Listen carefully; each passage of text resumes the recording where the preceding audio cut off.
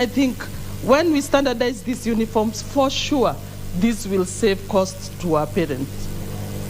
Madam Speaker, I want to say standardizing, and I want to support this motion that standardizing these uniforms will surely have a smooth transition to schools. And I go back to junior secondary schools. Madam Speaker, I always, and I'm asking myself this question: why do we have to request parents to buy uniforms for students transiting to grade 7, yet they had uniforms, yet these parents are struggling? Why can't we just have the same uniform these students to wear so that they can just continue with their studies? So standardizing this uniform, I think, will actually take care of this gap, so that our parents don't have to go back to their pockets to buy more uniform. Madam Speaker, we know uniforms are a sign of, gives our students equality, they give our students pride, they distinct our students, they distinct our children. We want to say that standardizing these uniforms actually will remove the barrier of making one school more superior than the other. We have seen, even when we go for competition, drama competitions, even when these children go for prize giving days or they go for galas, some schools feel superior than the others.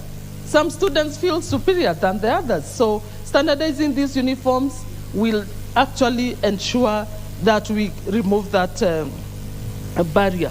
Madam Speaker, I want to request our government,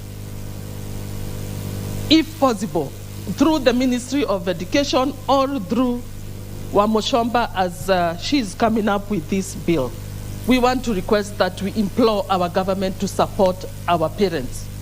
Supporting our parents is, if we have free education, then we can have, or we can give our children free uniforms. And this will actually go a long way to our parents.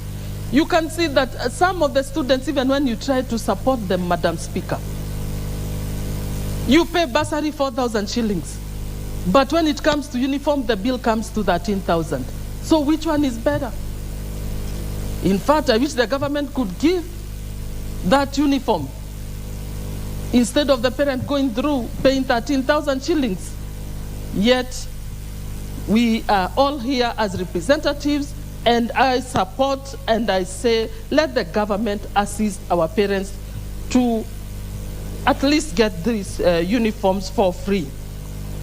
I want to also just point out to Honorable Amoshomba, maybe one thing that we need to point out, or maybe to think seriously about, is the issue of indiscipline, especially when these students go for galas or when they go for national functions, especially on how we are going to identify them to at least avoid indiscipline.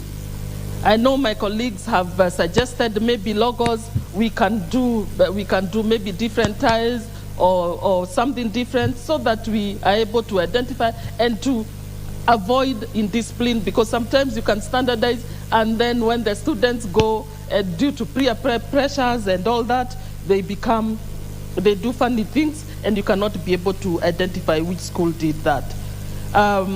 Through promoting SMEs, Madam Speaker, I would request and I would suggest that we standardize these uniforms locally. Honorable KJ has actually indicated that we take these industries locally.